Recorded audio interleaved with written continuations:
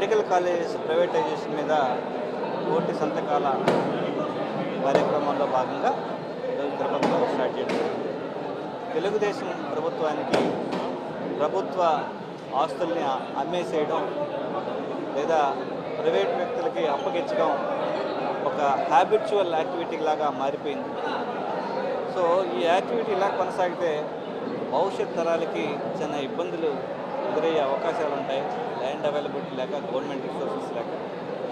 So ఈ private colleges కానీ, government colleges కానీ ప్రైవేట్ వ్యక్తుల్లోకి వెళ్తే ప్రజలకి సేవ చేసే అవకాశం అయితే ఉండదు.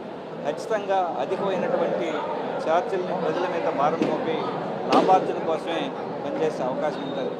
ఈ 17 మెడికల్ కాలేజీలు ఇప్పుడున్నటువంటి ఎగ్జిస్టింగ్ మెడికల్ కాలేజీలు అన్నీ కలిస్తే ఈ ఆంధ్ర రాష్ట్రంలో ఉన్నటువంటి ప్రతి జిల్లాలోనూ ఒక సూపర్ స్పెషాలిటీ స్థాయి వైద్య సౌకర్యాలు అందుబాటులోకి వస్తాయి.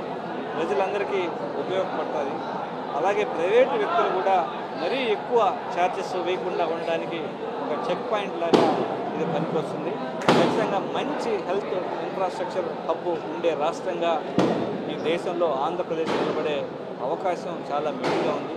అలాంటి అవకాశాన్ని యూటిలైజ్ చేసుకుని ప్రజలకి చేయకుండా దీన్ని ప్రైవేటైజ్ చేస్తా ఉన్నాం. ఇది వైఎస్ఆర్ కాంగ్రెస్ పార్టీ నుంచి ఖచ్చితంగా దీన్ని ఖండిస్తూ ఉన్నాం. ఖచ్చితంగా దీని మీద ప్రజలందరికీ అవేర్నెస్ చేసి దీన్ని అడ్డుకునే కార్యక్రమం చేస్తాం.